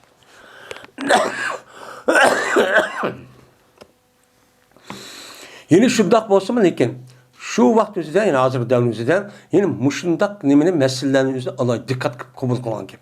Şu an kazininki hazırki sot neski evet işte ama da bir adamın kolu arkalık manda evetken nesini anmaydı. O kanda devlet ilgiliydi devletin poştkanı arkalıkmış da evetse andaki ya tam vurdu ama adam işte evet bitken idaren andaki bu adam tamını yedim bu tamını odak ippirdi. Ucalda bu cemaat olan yalgan kılmaydı onu kabul kılan gibi. Ama bu yeniki idare şu. Yeni idare madak bir vasıfı onu kabul kılmaymış ama işte o kapır kabul kılan meselesi şu anda. Adet ki şu işemez. Ve dedi bazı nas mana adaptemdi. Bu İmam Erzem rahmetullahi aleyhi İmam Bukhari'nin bir diyen nimsi var. Yani müştedep karaydım bunu. Bazı insanlar şuna deydi. Hakimninki hakime evetken kitabı nime o mektubu dursun. Ma taraftaki hakim, a taraftaki hakime bir mektup evet kalması mandak oldu. Aynı andak kal diyen bolsa uçanıza nime o hakimin üzü bunun kipirini kabul kılıp şu bütçe hüküm kılıç nime dursun. Allah'a güva kılıp ekirip bir adam ekirip oy maşunu o emes mi demesi değil. Lakin hudutu bulmaydı. Ama uşak insanların oturuzdaki talaş tartışması oldu. Lakin hudut meselesinden. Yani cinayet ötküsüp cinayetini icra kılış meselelerimizde adam öldürüş ya der vuruş diğerlerden. Bu canımızda bunu da undaq evatchi o'zi bu nima bo'lmaydi, dursunmaydi deb mushu fikr masalaning o'zidagi ba'zi mazhablar, ya'ni Imom Hanifiy mazhabdagilar mushtaqchu deydi. Nima Imom Buxoriy deb ondikin deydi. Munda deydi, zid gap qoldi. Ondikin deydi, yine ba'zilar agar bo'lsa, yana qatl xatam bo'lsa, ya'ni o adam evetken yedik o adam man öldürüyetipti depti. Digen vaqt o'zida o adam öldürüşte hata öldürüp gitdi. Hata öldürüp qo'ysa uçan nima bo'ladi? Meni dinimizga asosan uni to'lab berdi. Ammo qasdan o'ldirgan bo'lsa uçan duo nimasi ijobat bo'lmaydi deb tövbesini o'zi uçan qisas olamiz. Unda bo'lgan mushtaq hata öldürüp qo'ygan bo'lsa uçanida bu durust edi. Bu hata öldürüp qo'ygan bo'lsa, uni to'lashdan keyin nemisi bu durust edi. Bu had. Unda o'tgan oyat bo'lmaydi deb, mal gapning o'zini deydi dazir bo'ludi deydi. Bu qanday gap bu deydi. Zid gap qoldi deydi. Nimishqa? Chunki maldır. Qavun men bir adam hata öldürüp qo'ygan bo'lsa, uni qarta to'lash degan gapning o'zi bir mal. O adamniki gumonicha. Gumanı bu mal olgan iken, başka mal olmagan iken, bunu da bir hakim, yine bir hakimge açtık mektup yollagan bolsa, onu için da kabul kılımız maalesef nezide. Ama başka da kabul kılmayımız değil. Muhtemelen yüzüde vardı değil. Hem de dedi İmam Buxoriy, gap şunu mesela örüldü o hata öldüğü vaxtida onunki cezası pulu işinizi, mal örüldü, şunu dedi ki sabit oldu katil. Adam nima qildi ayada tekshirib rast ash o'ltirganning o'zi rasmiy nima bo'pti o? Xato o'ltirib qo'yibdi. Xato degan gap nima? Masalan, xato degan gapning o'zi masalan odamga otaman deb o'qni yoki mashq qilmoqchida u o'qni chiqib ayada tik ketibdi. Yo bir narsa palon narsaga otaman deb ekan, tashtak bir narsa otaman deb boshqa u chechirib ketib u odam bir odam o'lib ketibdi. Yoki u odamga mayan tashvat bir narsa otaman deb opirib o qanday oldu, onu apırıp, o iş bulmay, onunki yendiki adam ölüp gitti. Hata iş şu. Benim muşta iş. Muşta iş olgan bolsa, uçağımızdan, bununla hata ketkenlik malçı şu çaktı nima olgan gap, sabit olgan gap. Sabit olgan ki İmam Buxoriy deydi, bu malınki sabit oluşu ayedeki işlemet, aniki hatalık öldürüşlük sebebiden oldu bu deydi. Sebebi olgan ki uçağımızdan, bu hattiki meselçi emas bu deydi. Anda o ki hata ve kastellik degan her ikisi bir o. Siz onu arif bunu kastel öldürgen bolsa bu işiniz bo'lmaydi. Ama hata öldürüp qalgan bolsa, onunki mektubunu kabul qilamiz deb deyishimiz o nima to'g'ri emas o. Her ikisi bir o deydi. Bunda oldu deydi endi. O cezben yazdı endi bu meselenin üzerine fikri kitaplarının üzerine ayrım cevap verdi endi. Ve cezben yazdı Ömer radıyallahu ta'ala'nın yüzündeki amılga mene hudud hakkında nima qilgan xatchu yazgan. Mene Ömer radıyallahu ta'ala'nın yüzündeki şu valisinin yüzüge şu bir öldürüp qalgan bir adam bakken şunuga nima qilib mene Ömer radıyallahu xat evetip açtı icra qil deptiken. Degandiki şu vaqtida amilning o'zi uni qilgan, uni qabulchi qilgan. O rasmo Ömerning gapi ya andiq emas demabdikan. Ve yazı Ömer ibn Abdülaziz bir yaştaki nima qildi sundirildi. Nima? Tishdiki sundirildi. Sundirilgan tishniki o'zida Ömer ibn Abdülaziz aşı bir yerda turgan bir valisinin o'ziga bir adam tishni bir adam sundirib o'tibgan, shuni maktub yo'llab, sen mushtaq qildimi adam yoki mayada o'zi yashayotgan. U odamdan esa ketga sanduğu adam. Unda o'ki buniki qisosi elishibsan buni tishni sundi deb xat evatibgan. Xat evatganki u yerda hokimning qon shu ijrochi qon. Va dedi İbrahim Naxai rahmetullah alayh Kitabul Qazi ilal Qazi caiz. Mine qazinin sotçiniki sotçu evetken mektubi durus oldu. Nima şu buncha hüküm qilsak bo'ladi. Qachoniki tunsa o adam. Yelak mektubni ma adam şu qazinin xiti ve nimini mührni. Mührni ise ma adamniki üzük başka nima mühr muşo deb açta bilgan bolsa, u chog'da evetken qazi o'sho yani ki tapşırgan qazi, evetken qazinin gepi bu emel kılıp, aşağı ne mi degan bolsa aşağıdan tutup şu icra kılıp, müştak çok kılıdı o. Sot kılıp deydi.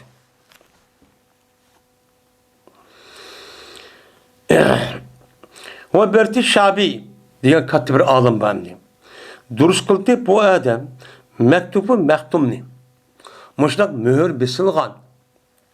Peçetlengen muşundak bir mektupni andak bir meselen ki o mektubun içi idi. Mektubun içindeki nesem billa mana Şabi degan adam durus degan idi, o nimeden kelgan de qaziden kelgan idi. Bir qaziden peçetlengen açtan bir mektup kelgan bolsa biz onu anı sorap bakımız mana demayla aş peçetlengen bolsa ucan bunu kopul kılıp şu bunca açtan nim kıldı o qazinin yüzü açtan hüküm çok kıldı o. Ha ya qazi manda da hüküm kıtken onda o adki maada maya ekin tutup yani manda icra kılımız da başlar çok deydi. Oyna rivayet kılındı İbn Ömer radıyallahu ta'ala anhu'dan yukarıki mesele oxşaşlı rivayet kılındı. Hem bu yerde yurva deyişinin özü İmam Bukhari'nin şertlik düşmeye düşün yurva degan gap. Abdullah ibn Ömer radıyallahu ta'ala şundaq bir mesele kıtken. Qavaqtida aş bir yak evet bu binas kıtken qandikin ona şu o rasmı yalgan mı bunu demesine ayal qabul qilib şu buncha hükümçü şu buncha itiraf çok kıtken.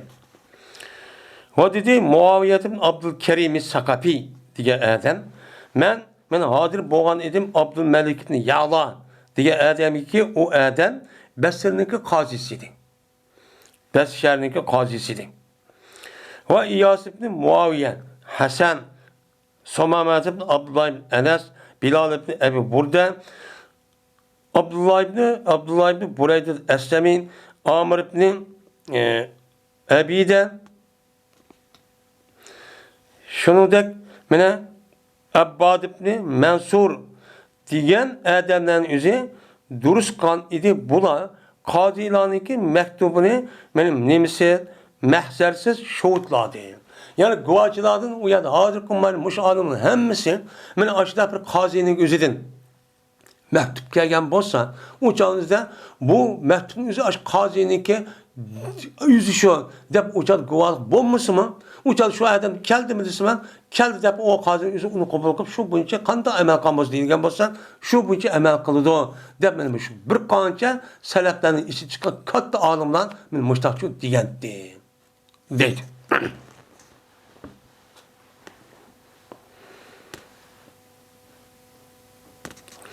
Endi eğer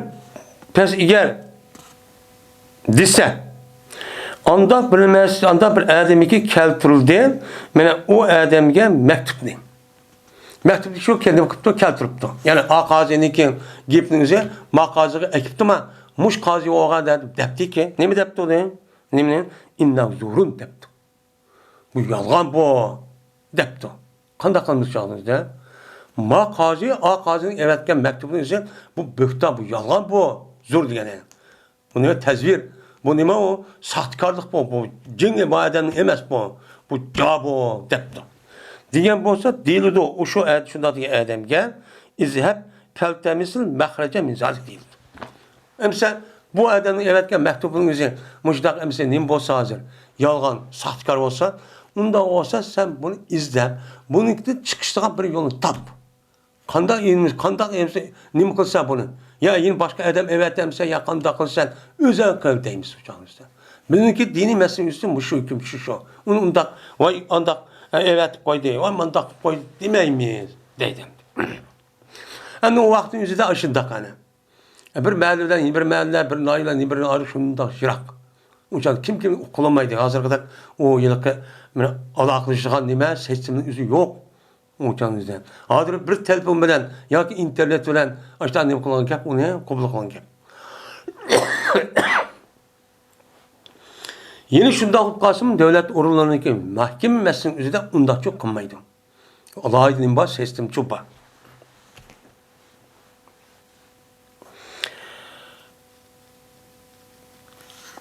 Ve evvelu men sâle ala kitab-ı Kadil Beyinete İbni Ebi Leyla Savvar ibn Abdullah deydi. İmam Bukhari şuna deydi. Bir adamınki birincisi sorgan idi o adam, qazininki mektubuğa bir hüccetini sorgan adam. Yani bir qazini qışgan, mesela mektubunu eversen, cezmen aş qaziniki mektubu bir bu deydiğanga tuncu qatim men hüccet sorgan adam kim? Kim o? Mene İbn Abi Layla degan katta alim. Şunudek ikkinchisi Savvar ibn Abdullah degan mush adam mush gapni deb degan. Tunchi qatim degan adam mush ekan.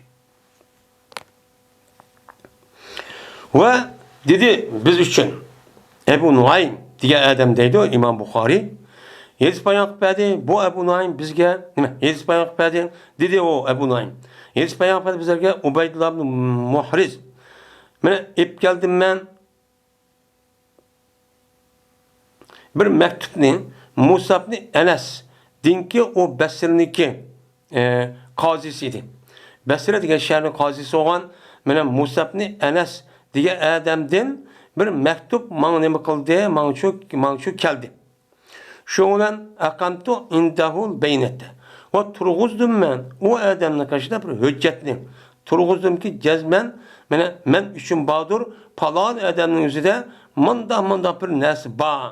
Diyen hücceti toğuzdan vaadulku o adam nimeti idi, kupud idi. Dep madem anda dep demdi. Hadi bu yılki Musa ibn Ebi Nasir diyen adam qazininki nimesi iken, o nime? Basrninki qazisi iken. Bu adam kupudu olan bir adamning üzüge, mene aş kupudiki aş adamninki sını yaşavatkan, aş adamning üzü diyen, ma adamninki pulva binası varken, ya binası kıpkıptı. Sen şunu ippe depti. İppe diye vaxtında madem deydi. Yine adamdaki açtak ikkenlikке cezben hüccetli oluş gerek. Seninki madem ya da hata ve doğru hakimlenmesi. Ama şu hüküm kısamı sen muşu benim dairemde işledik. Muş adamdaki üstüde benimki muşla hakkım var. Deydi algan hüccet eke. Guvalık var mı? Yakiyetin var mı? Demişler çoğu. Diye deydimdi.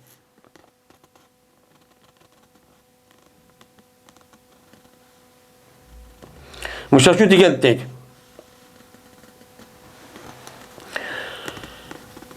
Vecuttu bihil Kasim ibn Abdurrahman pe'cazahu. Şundan ekeldim ben bu meselenin yüzünü Kasim ibn Abdurrahman diye adamga katta bir alim.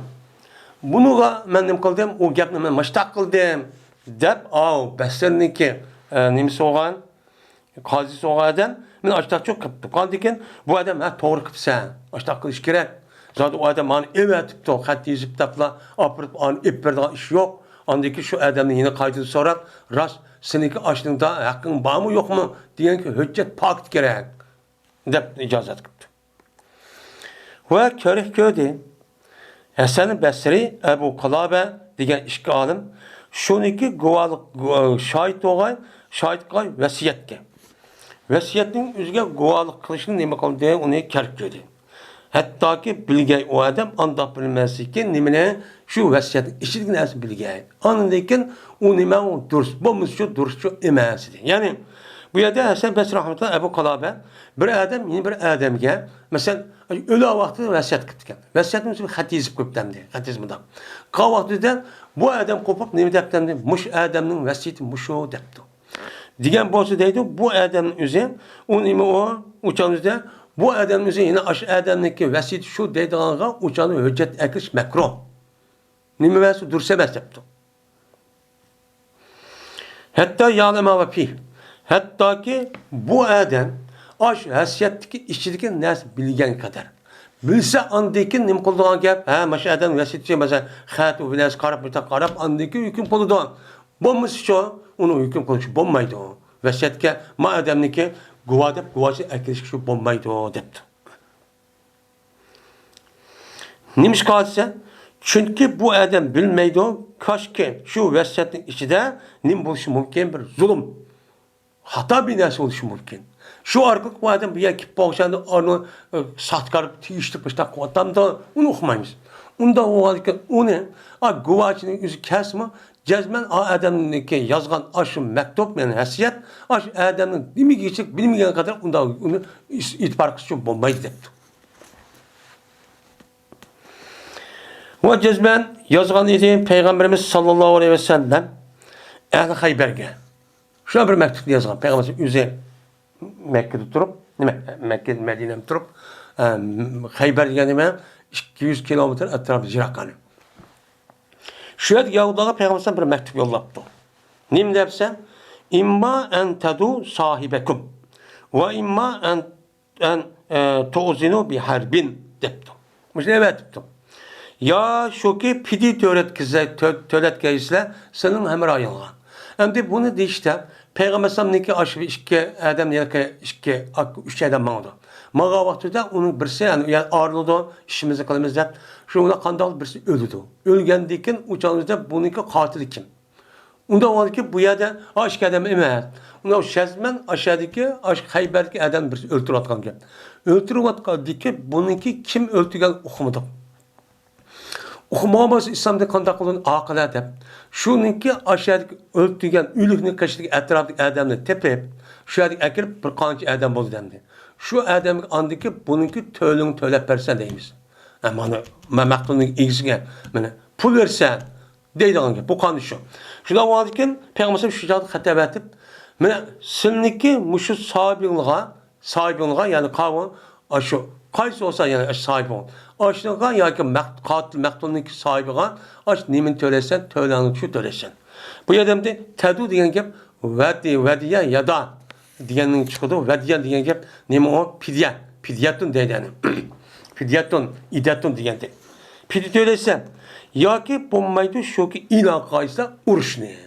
Onda olsa eğer biz tölep vermemiz, biz kımmet sana, biz karttan imkansa uruş ilakası andık. Uruş misin öyle? Depto. Diyen ki onun kaldı. Oy biz diyen en bolda biz tölep verdim. Yani Peygamber muşu mektubun üzerine aşağı evet kavak uyan yet kavak düzen aşağı adamlar kopup ha bunu şahit olsun kale bu guvaçı şunun gibi emes mi demi gelmek. Onu koca kubul kıldılar. Ve dedi İmam Zühri guvalık bir meselesinde bir ayolga niminin aksıda sitirin aksıdan perdeninki ağızda bir ayalgan nima qilishib ketdimdi, guvohlik berishib ketdi. Guvohlik berishib qolsa, qachoniki agar to'nisang, o'changizda o ayolga nima qilgan, guvohlikchi ber. Agar unda to'nimasang, guvohlikchi berma deydi. Endi o hamda ayolninki o'zini hijab bilan turdi. Hijab bilan turgan butun badanimiz it o'g'ani qarab baqsa bir ayolning kepsima turib, andaqkan, mandaqkan deb açan üzerine qazi yoki bir adam üzerine bana guvohlik olmadak şu emasmi deydigan gap. Degandan a guvohlik bergan adam nima deydan deyin. A adam o demak siz uni ras shu adamning ovozini ayaldin yoki bundaq minishtirishni uqsangiz ras shu deb guvohlik bering. Bo'lmasa shu unda guvohlik berishing bo'lmaydi. Demişler çok dedi.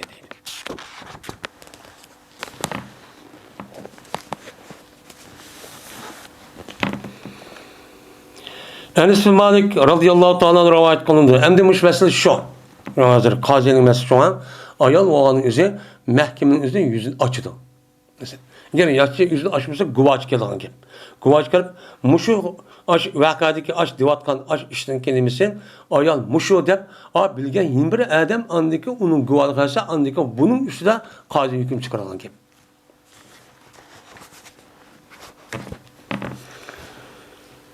Enes bin Malik radıyallahu ta'ala rivayet kılındı. Dedi Enes, Peygamberimiz sallallahu aleyhi ve sellem Rum'a mektup yollaşını irade kıvıdı. Hem de Rum'a ne kıldı hem de ben tarih hicret 8. yıldayken. Resmi Peygamber İslami devlet kurup 8 yıldayken resmi onu müstehkemlep resmi bir yukarı baskışı yetken. Yetken vaktimizde etraftaki şu yılki Mekke'deki Arapların kabir topçu Müslüman çok boğan. Bu vaktimizde mi şu çağımızdaki İslam dünyanın birinci en katı güç. Şu çağımızda kimdi? Rum İmparatorluğu ibaret olan Konstantin. Yani müşahedeki nimeti o Şark Roma'da atılatan müşahedeki Bizans sulasıydı. Bizans sulasıyla Peygamber şu vaktimizde mi kalan mektupçu yolluğan. Yollaşını irad kıldı. Çünkü resmi kuşlandı yani resmi İslam'da kurup kandiken ulağa Peygamber vazifesi İslam dinini öğretip onun Müslümanı buluşu davet kılış. Onda olan Peygamber şu vakit üzerinde kıldan diye mektup yollaştı. Yani irad koydu. Dediler onlar. Yani şu Rum'la kaşık veriye poğaş adet bilgi adamlar. Cezmen buna okumaydı bir öğretilgen mektupunu fakat mektum boğanını. Yani bir tamıq urulğan, palan adamın tamıq sen degan aşındaq men peçetlenip tamıq urulğan, yani aşındaq bir mektubni qabul qilib bo'lmaydi, qilmaydi debdi. Degandeki şuna undaki Peygamber Aleyhisselatü Vesselam bir kümüştüm boğa bir üzüğünü ne bakıldı tamığı şu tuttu. Mene goya ki karaytım ben karamedeydi Enes. O üzüğünü o mühür üzüğünü ki pakırgan nesike hadırım karap duruvatı ben de küzünü bağdaydı. Bu Peygamber ülüp ketip pakırgan jildeki gepimdi. O üzüğünü ki nakşi yazılgan xeti Muhammedun Resulullah'tı. Aşk xatning üzüge Muhammed Resulullah besip andaki nima qanuni evetken deydi. Yani demek Peygamber Sallallahu Aleyhi kandikin yani evetken aş mektubning üzerine aşdak aşo yelaki mektubning üzerine aşdak mühür besip onu tuğnuyla aşdak bir hadet olgan bolsa onu nima qilamiz onu qabul qilamiz. Onu karttan Peygamber Sallallahu Aleyhi degandikin alim nima qildi? Alim mijaz aşdak olgandik Peygamber Sallallahu Aleyhi aşdak o yok emes bo'ldi demezsen aşdak karttan mühür besip aşdak qildi onu andaki qabul qildi. Almışlar çok kalemiz bu işte daha. Kazi, hüküm mesela üstümüşün çok kalemiz dedim.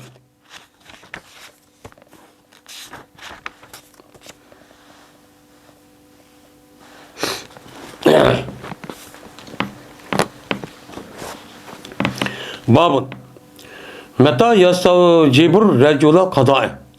Bu bir babdır.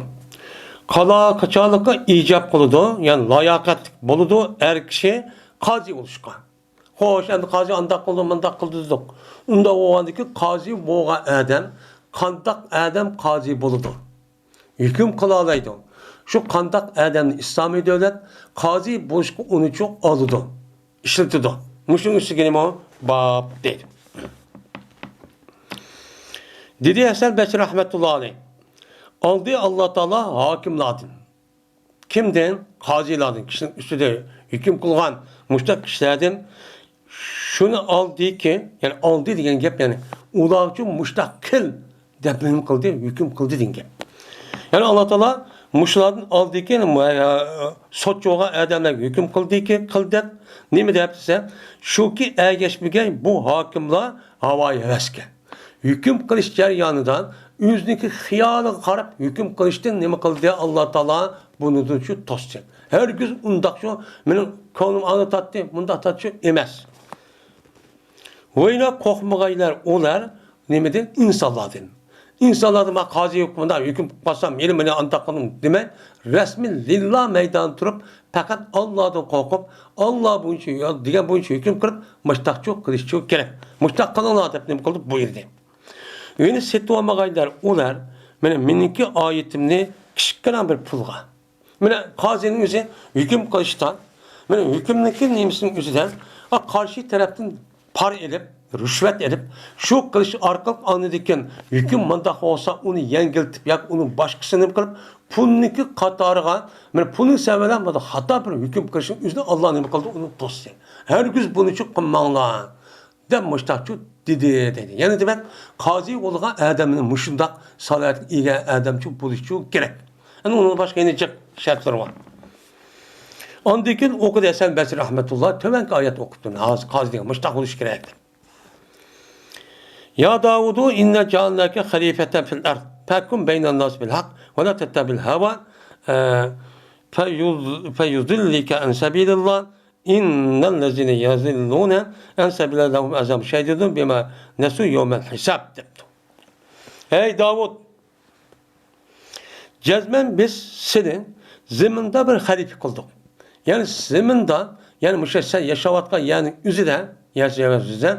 Senden ilgili bir adam üzü ölüp gitti. Onun orduğa sen ne kıldık? Urun basar kıldık. Yani sen ne kıldık? Atanın ki orduğa uçağı bunu ne kıldık? Süleyman, Davud. Müştak ilgili peygamber ordusunun hüküm bulamışlar. Çok halife çok kıldık. Kandikin unda oğandikin adamlarınki otursa hak bilen nima qilgan haqiqatni tushuntirib haqiqat bilan hüküm qilgan. Sen her gün havayı heves için nima qilma hüküm qilish jarayonida uning uchun ergashma. Agar ashta qilib qolsang o'choqda men sen oldiryapti bu ish Allohning yo'lida nima qiladi oldiryapti. Allohning yo'li ne'matga xalqni o'tirib hüküm qilishda odil bo'lishdi. Buning uchun oldiryapti. Cezben anda bir kişiga Allohninki yo'lini ezib ketgan kishilar bo'lsa, ularga mana qattiq azob bor. Qattiq azob bo'lishining sababi anda bir nimasiga unutilib qoldi, ular qiyomat kuni. Qiyomat kunida agar mushta ish qilsan, xato hukm qilib yoki par elib, yo Qur'on hadisni to'g'ri bo'yicha hukm qilsan, u chog'da meni oxiratda Alloh jazolaydi degan gapni unutib qoldi. Unutulub qolganlik sababidan o'zi aşın nafsiga ega olamay, pul yoki obro' yoki boshqa bir maqsadni chekdan uni xatochi yukib qo'ydi. Buningki jazosi bilan mushtaning bo'ladi, ig'ir bo'ladi deb. Mana Alloh taolo Davud alayhisalom mushtachi degan. Unda o so'cho'ga adam o'zi jazman lillah turadigan, hargiz havoyi havasga ergashmaydigan, hech qanday vaqtida par xalqning pulini bir narsa olmaydigan sap odamchi bo'lishi kerak. Ve yine okudu Hasan Basri rahmetullah tevenki ayetini. İnna enzelna Tevrat'e fihi huden ve nurun yahkumu bihan nebiyyun ellezine eslemu lillezine hadu ve rabbanu ve ahbar bimestuhfizun min kitabillah ve kanu aleyhi şuhada fela tahşavun nase vahşavnin ve la teşter bi ayeti semenen kalilen ve men lem yahkum bima enzelallahu fe ulaikumul kafirun. Cezmen biz Tevrat'ını düşürdük.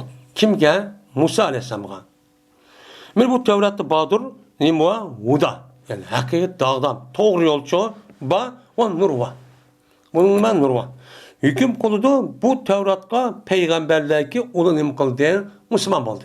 Yani Müslüman boğan, yani Allah'ın buyruk boşluğun asli bu boşluğu. Men şu peygamberlerin özü nima kılıdı? Onuğan, men hüküm kılıdı. Kimge? Anda bir kişilerki hadi. Anda bir Yahudi oldu. Yani Yahudi milletigen, men Yahudi milletindeki işi çıkan peygamberimiz Müslüman boğan, Allah'ın emrisi şu kılan, peygamberine nima kılsın, hüküm kılsın dep Tevrat'ın ulağı nima kıldı? Şuydu. Ve yine şunu dek, kim o? Men kim hüküm kılsın? Rabbani'la. Yani Allah tarafı tutulgan resmi onunki ruhi fakat Allah'ını deydiğen hakikat perver nime kişiler. O şunda ahbarlar. Kim o? Ahbarlar. Yani alimleri. Muşu Tevrat'ı düşürüşte muşta hüküm kılsın. Nimi gelse bimestuhfizun. Nimi o? Yani ulağa amanet kılıp, vadi kılıp kan nesken. Ulağa amanet kılıp kan nesken. Nimitten siz muştak Allah Musa Aleyhisselam kitap Tevrat düşürgen neyse resmi adil bunca müştak dedim kılın onu icra kılın diyen depti o nimitte o gepti. Şimdi müştak çok kaldık değil. Yani ustak biz o diye ustav di'u. İstav da diyen amanet kılışı talep kıldığın gep. Yani amanet kılışı birildi. Yani o Tevrat'ın üzerinde siz amanet müştak kısın tabi nimi kıldı amanet birildi.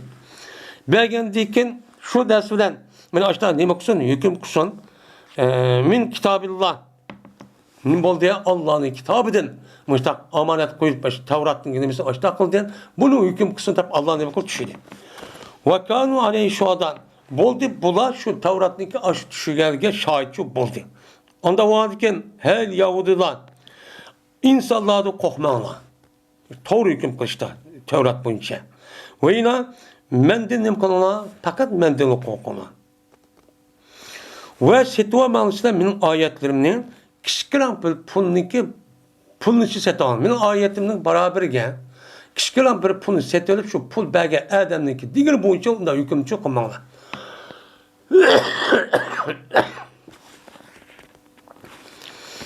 Kimiki hüküm kılmışsa o adam Allah düşürgen nersi asasen hüküm kılmışsa beni bulan nimedir dedi Allah Teala kapırlardır dedi. Beni bu Allah Teala nime Yahudiler düşürgen Tevrat'ta mı nime dedi müşkepni dedi. Yani kazi o adam beni müştahnim kılış gerek o beni müştahçı buluş gerek.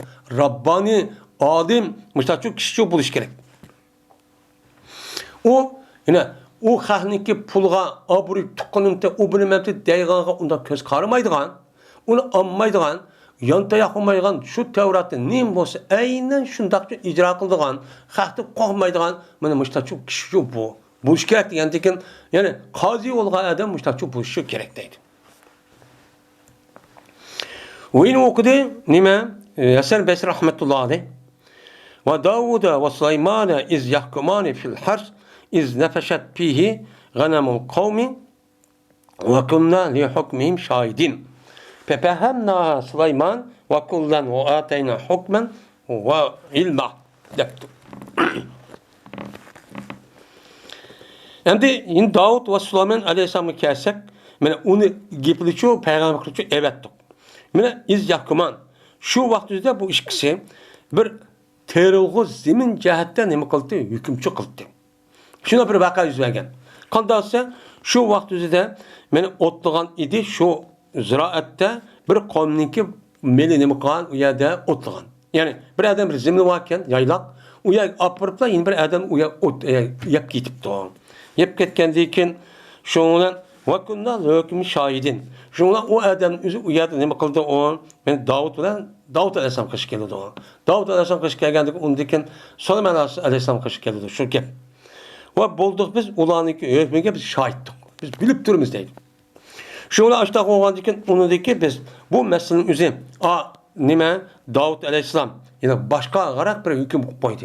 Hüküm koygandan biz o hükümün özü Süleyman'a nima kıldık? Düşendirdik. Vehi kılış arka.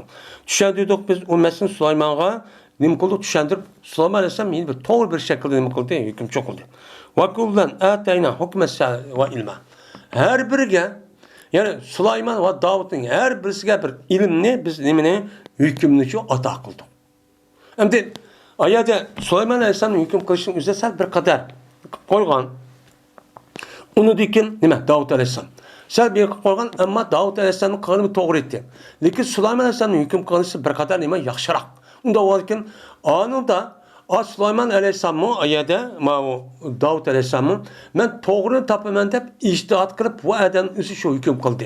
Andaki Davud Aleyhisselam'ın bu şu ictihat kıldı bu doğrunu taptı.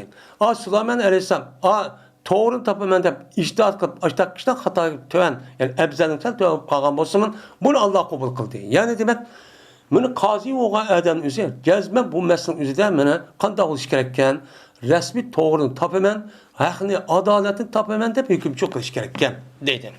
Endi bu meselenin özü kitap tefsirinde çıkıdan kim qandaq nim bolğanlığını özü. Şoňdan mena danıdı Allah Taala Süleyman Aleyhisselam'ın ve tanqidlemedi Davud Aleyhisselam tanqidlemedi. O sen nima için doğru qilmading demedi. Her iş qilsin dedi. Ve kullan men dedi ve kullan atayna hukmen ve ilmen deb Süleyman Aleyhisselam maqtadan hem Davud Aleyhisselam tanqid çok qilmadi.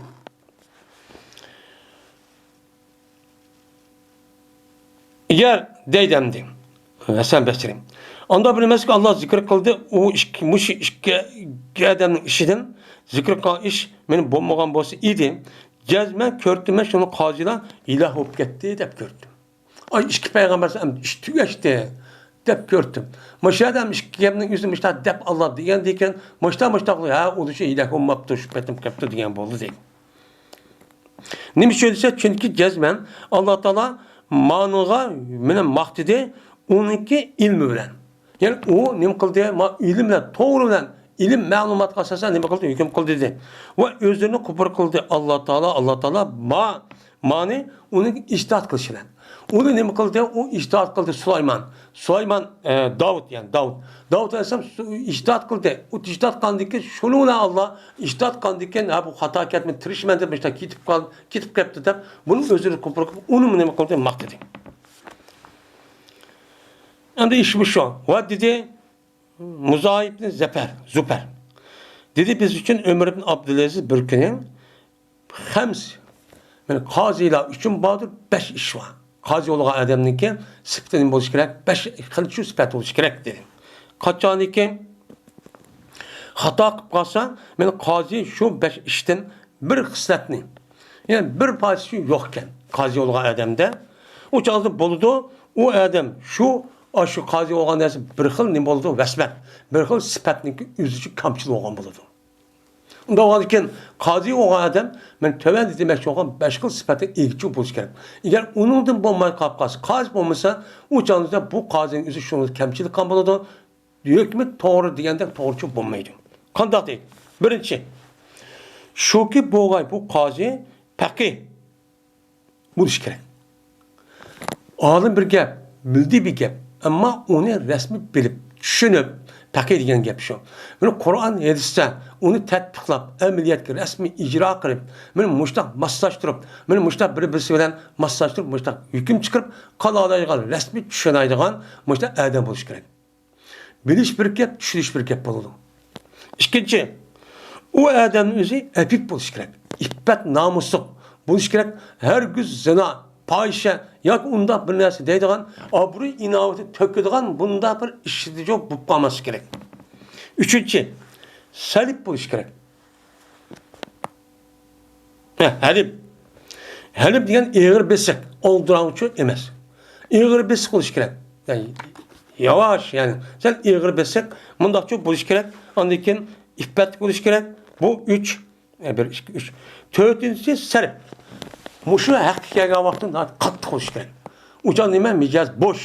Uca dengizda qadar emas, rasmiy ash maydon mustahkam turgan idisi chin odam bo'lish kerak. Beshinchisi mana olim bo'lish kerak.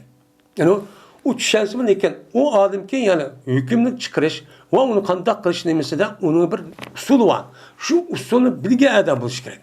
Ki o nima edi o men ilmni so'raydigan savol. Beşinci şu.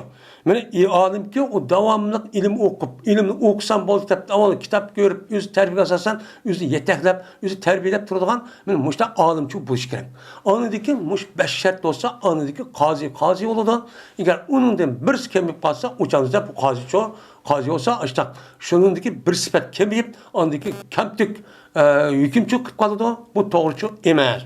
Dep mene Ömer ibn Abdülaziz degan 5-chi xalifaning o'zi uchun mushtaqchi degandi. Deydi. Yani demek qazi bo'lishga loyiq bo'lgan odam meni mushundaq oldimi boshda o'qigan meni so'z va oyatga asosan bu shaklda bo'lish kerak. Andiki bu solat bo'lsa, andiki islom dinimizda, islomiy davlatda andiki bu odam qozichi bo'la oladi.